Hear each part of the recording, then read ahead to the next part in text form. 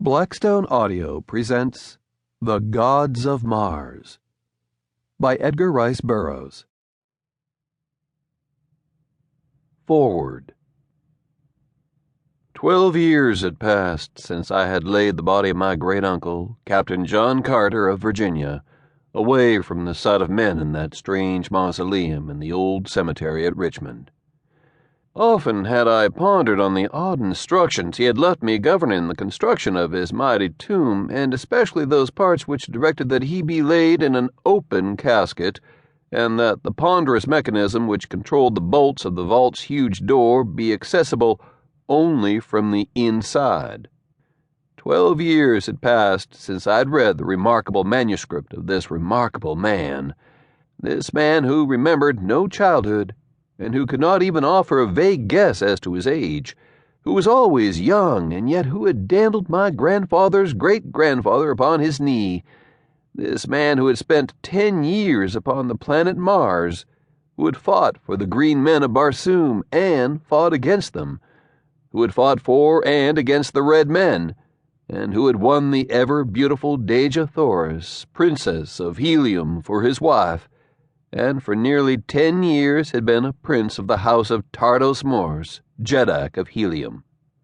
12 years had passed since his body had been found upon the bluff before his cottage overlooking the Hudson, and oft times during these long years I had wondered if John Carter were really dead, or if he again roamed the dead sea bottoms of that dying planet, if he had returned to Barsoom to find that he had opened the frowning portals of the mighty atmosphere plant in time to save the countless millions who were dying of asphyxiation on that far-gone day that had seen him hurtled ruthlessly through 48 million miles of space back to Earth once more. I had wondered if he had found his black-haired princess and the slender son he had dreamed was with her in the royal gardens of Tardos Mors, awaiting his return. Or had he found that he had been too late, and thus gone back to a living death upon a dead world? Or was he really dead after all, never to return either to his mother Earth or his beloved Mars? Thus was I lost in useless speculation one sultry August evening when old Ben, my body servant, handed me a telegram. Tearing it open, I read, "Meet me tomorrow hotel, Raleigh, Richmond. John Carter."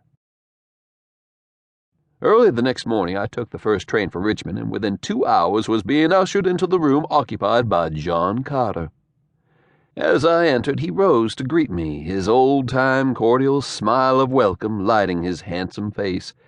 Apparently he had not aged a minute, but was still the straight, clean-limbed fighting man of 30. His keen gray eyes were undimmed, and the only lines upon his face were the lines of iron character and determination that always had been there since first I remembered him, nearly 35 years before. "Well, nephew," he greeted me, "do you feel as though you were seeing a ghost, or suffering from the effects of too many of Uncle Ben's juleps?" "Juleps, I reckon," I replied, "for I certainly feel mighty good. But maybe it's just the sight of you again that affects me. You have been back to Mars? Tell me. And Dejah Thoris, you found her well and awaiting you?" "Yes, I have been to Barsoom again, but it's a long story. Too long to tell in the limited time I have before I must return.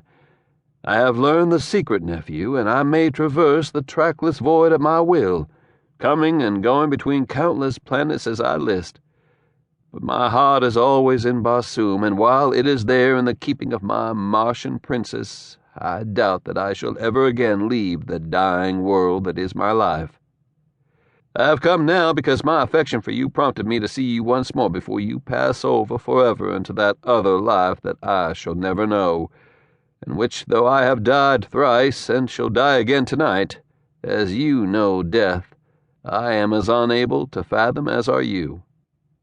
Even the wise and mysterious Therns of Barsoom, that ancient cult which for countless ages has been credited with holding the secret of life and death in their impregnable fastnesses upon the hither slopes of the mountains of Aughts, are as ignorant as we. I have proved it.